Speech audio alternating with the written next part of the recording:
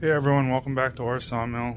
Today we're just unloading the kiln here. I got a little bit left. I didn't get out last night. I didn't have time, so just take out this last little bit of live edge slabs. The other thing that was in here was some square 4/4 red oak, and these slabs had been dried halfway through already, so we were able to finish it up on the 1-inch oak cycle as well. And I wanted to utilize the whole space of the kiln, so I put all these 4-footers in here that I had sitting around, and I dried a bunch of 12-foot oak that was in here to fill the rest of the chamber up. So I'm just gonna slide these out real quick and hopefully get them unloaded with the skid steer.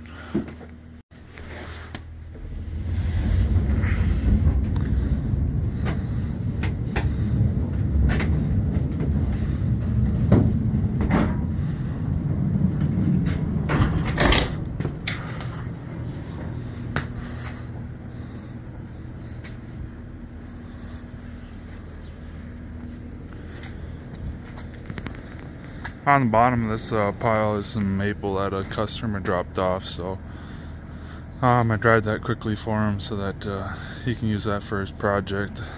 I put his on the bottom so that he was more likely to have keep the boards from cupping, because they have more weight, but obviously since it's cut straight across the log, they tend to cup a little bit, so they'll need to be flattened, but keep them mostly straight.